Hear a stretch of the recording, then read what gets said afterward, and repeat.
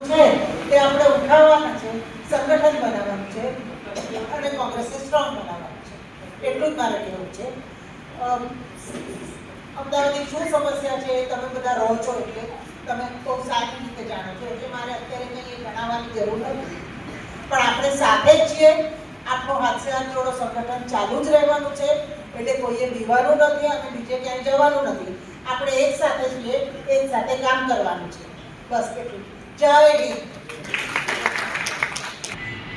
હાથે હાથ જોડો ની શરૂઆત આપણને હાથે હાથ જોડોની એક રચના કરીને આપણને આપી હતી, અને એ રચના એટલા માટે કરવામાં આવી હતી કે ક્રાંતિકારીઓ કે જેને કામ કરવું છે એ આવી અને કામ કરી અને કોંગ્રેસની જે સૂચનાઓ આવે એ આપણે કરવાની.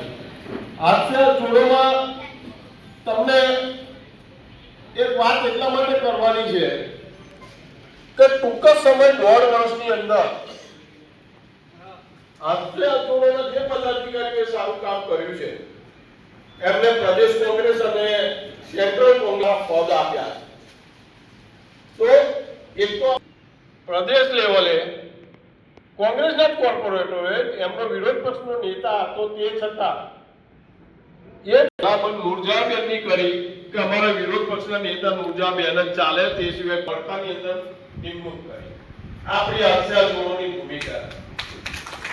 ત્યારબાદ રામભાઈ મારું પોરબંદર જિલ્લાના આપણા પ્રમુખ હતા, એમની સુંદર કામગીરી હતી. પ્રદેશ લેવલે જિલ્લા પ્રમુખ તરીકેની નિમણૂક કરવામાં આવી છે. આ જ રીતે અમદાવાદ શહેરની અંદર મહિલાઓનું સંગઠન રમીલાબેનનું જોઈને મહિલા